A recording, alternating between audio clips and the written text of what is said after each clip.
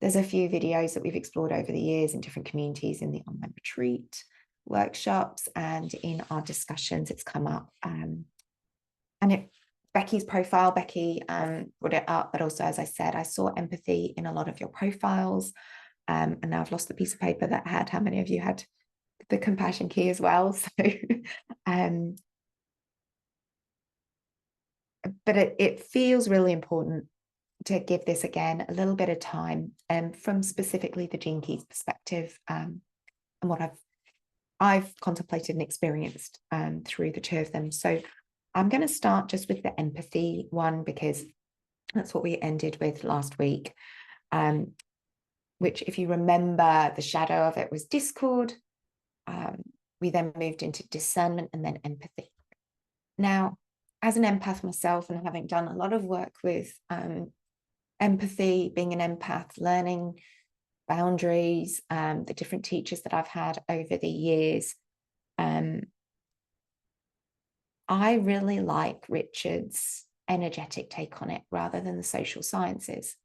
So social sciences teach us that empathy is a skill of compassion that we need to learn and to utilize properly, and it will help us in social situations, in relationship with other, to not exhaust ourselves with how we can be supportive to other people in pain. And empathy is not, I'm sorry, that sounds terrible, that's sympathy. Empathy is, according to social sciences, I'm going to give you the social science bit and how I want to move away from it.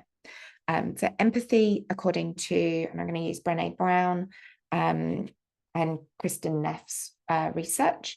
So they say it's a tool of compassion, and there's two sides to it.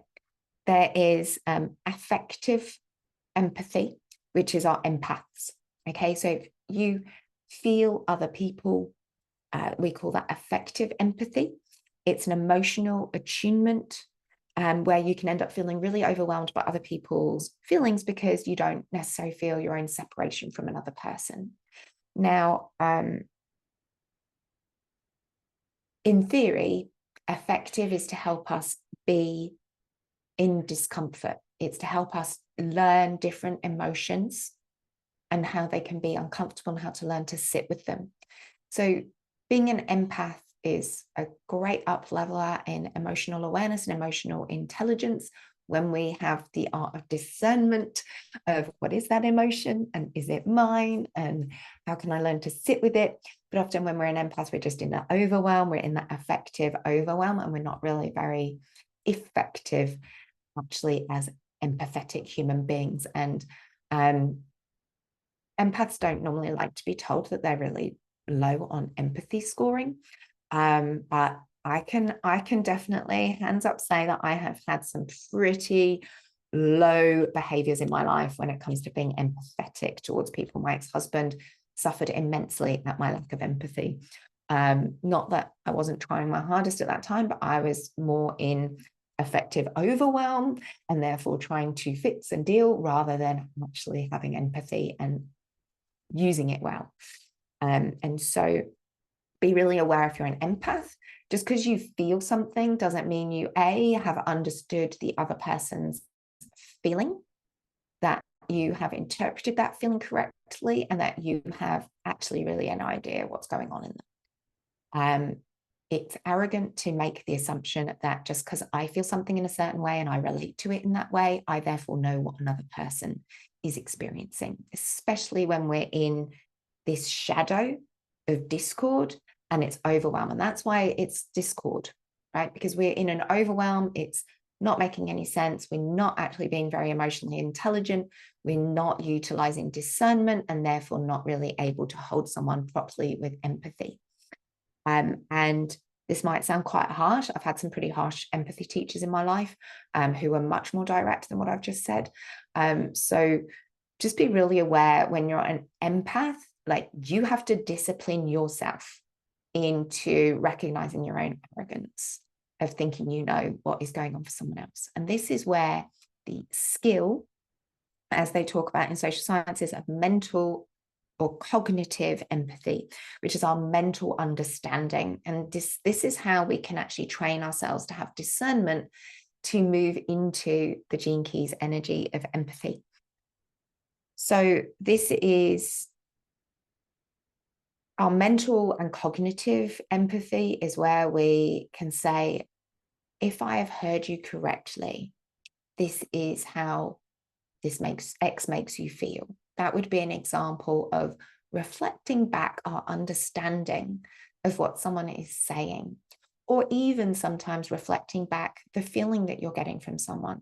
So I've learned to use this a lot with clients is, I tune into a feel and then I can say, so it feels like this. And sometimes the feeling isn't an emotional word. Often I would say to someone, so it kind of feels buzzy and a bit irritating over here, and they might say, yeah, it's kind of like that, right? And that's empathy, right? That's us exchanging a feeling state that is being shared.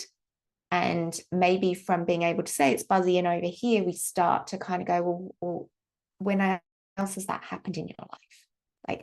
And what has that been associated with? So we can maybe break down an emotion and start to connect it to an experience if relevant for empathy. So in this sense, a lot of the research with empathy talks about boundaries, a boundary of knowing me and other. This is my experience, that is your experience, and where are we coexisting and sharing in that experience? And when we have these appropriate boundaries, we can really open our heart more. We can have a greater ability and capacity to hold other people without exhaustion. And in that, you're loving yourself equally to the other person. So when we saw in Becky's profile, she's got 2 empathy keys, right? So she's got this twice. She's really wanting to learn how to hold herself and other in equal relationship. And that is healthy boundaries and healthy relationships and healthy empathy and appropriate full compassion. So this opens up her ability. Empathy is kind of a way of opening our compassion even further. In the Gene Keys, and this is where I really love the transmission of this key.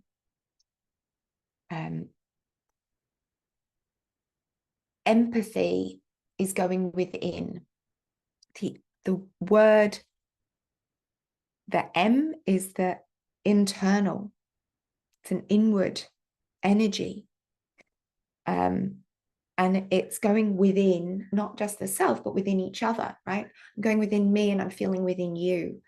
And so within, we're sharing this inside, but because we're all reflections, it's also on the outside. So what is within is also without, right? And so we have to go in, and then we feel the collective energy, because we're all feeling, we're all this shared feeling experience. And so true empathy is what an empath struggles with, right? True empathy is that we're all feeling together. We're all feeling, we've seen this in the last few years. The pandemic was such a powerful teacher of the power of empathy as a collective, how we're all one organism experiencing these feelings. And the internet and the capacity of online communications means that we can have these immense outpourings of empathy about war, of struggle, of horrific things that happen in the world. And what we're all trying to learn here is that, yes, we have this collective suffering, but you as an individual and how that is related to each other, right? We need discernment. And then when we've really learned to discern and communicate and be effective together, then we come back collectively. And we heal with empathy as a collective energy. I can be in the feeling of all of that empathetic, emotional turbulence without losing my sense of self. So I don't go into discord. I know my center whilst I'm in everyone else's pain and suffering.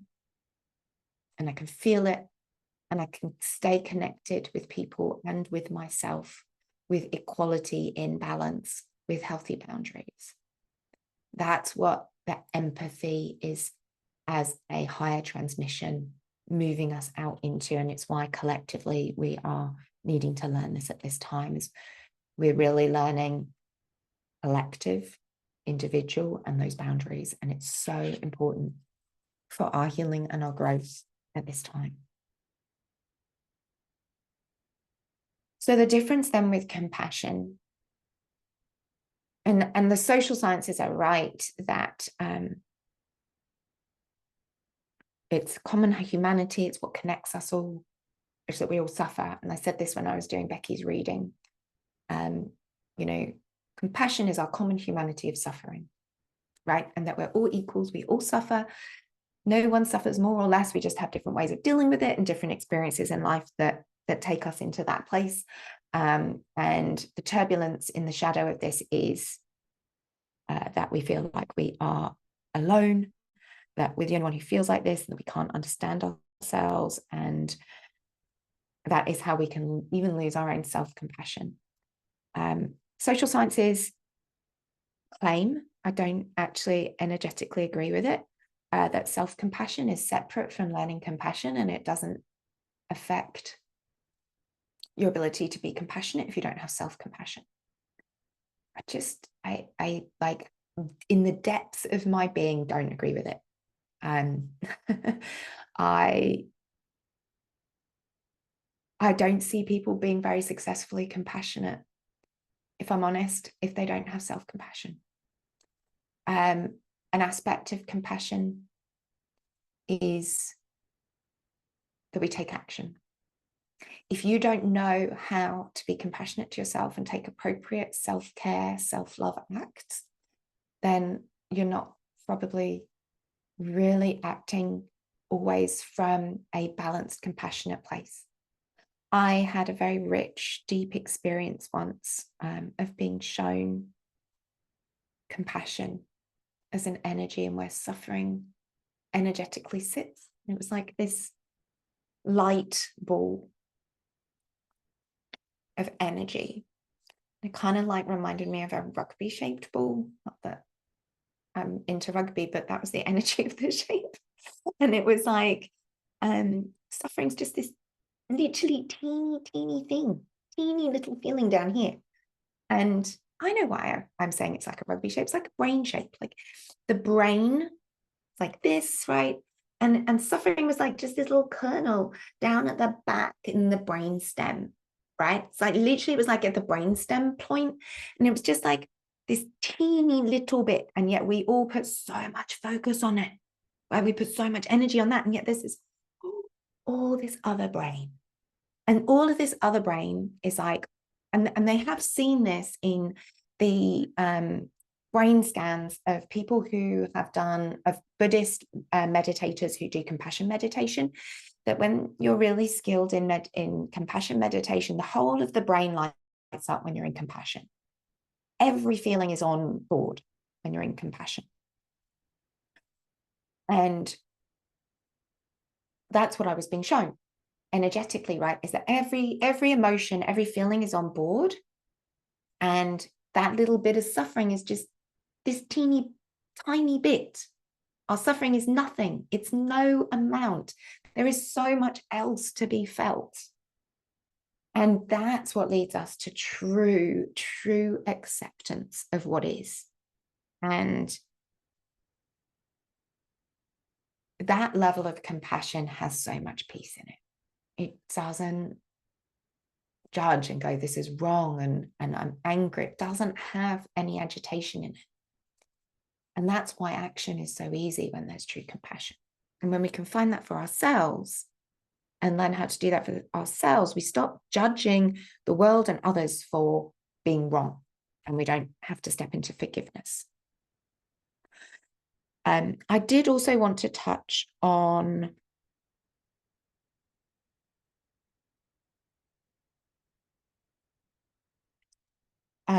a transmission that came through from Lee Harris. about compassion at this time. He was doing some work with the heart coherence collaboration, and you all know I've taught heart coherent breath and the wonders of that breathing style. And it stands in what I was just saying about compassion is all of the emotions. It's the whole sphere of everything we get to feel being human. Compassion is all our feelings. And that includes joy, that includes bliss. And if we don't learn how to be in bliss and joy and let those light feelings in and really let them happen, then we can't actually be truly compassionate, because we're only stuck in this teeny bit, right? We have to experience and allow ourselves to experience all the feelings. And so even though you might be seeing the world in all this suffering, you've got to give yourself permission to be in joy and to have your own delights if there are bits of your life that are working well.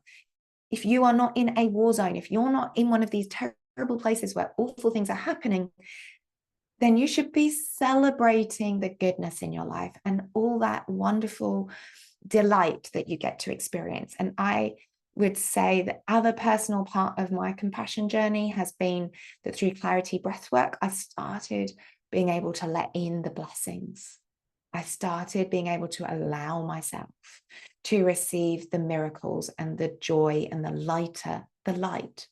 And I said it to one of my breathwork teachers. I was giving her a hug and crying my eyes out in gratitude and saying to her, like, and it's very emotional to me still, like the amount of light I could let in could really unlock that darkness and the suffering.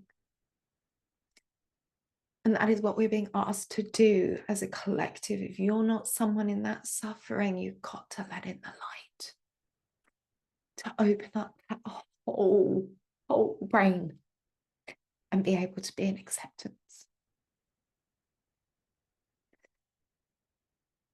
And so feel the plight of others and act from that accepting and calm, loving place, and do that for yourself. You know, if you are the same, you need that same love, that same light. When you can be light, let it in. It's just as much, if not more, of this energy. I saw more light when I was in that experience than I saw of the dark, than I saw of the strands of the struggle down in that primate brain.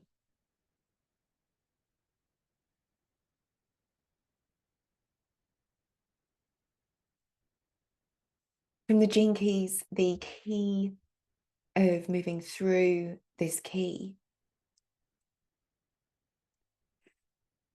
it's an aspect of Christ consciousness, this key. This will move us into the rings in a moment. It's part of the ring of divinity and true Christ consciousness energy. So this is not the Bible. This is maybe not even A Course in Miracles. It's the energy of Christ consciousness. And what does that mean within you?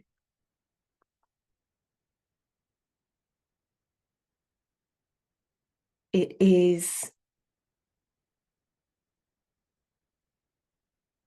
how everything flowers from intense suffering. It's a very grounded, accepting picture that suffering is just this piece that helps trigger the flowering. One of my favorite visuals is, and now I can't remember where I put it, is the unfolding. I know where it's in my book that I'm writing. It's the unfolding.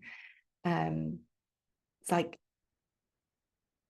we are each a flower that is learning to unfold a petal one at a time. Suffering is the trigger of each petal starting to unfold. And over time, we see the amazing diamond light of the heart in the center as the flower unfolds. And so each suffering is just another petal. And we have to see the beauty of the petal, smell its amazing fragrance, in order for us to really be in the energy of that Christ consciousness of what we're really doing with feeling, with emotion. And that's what compassion gives us. Compassion shows us they're all just feelings. And we're just putting a lot of weight into one.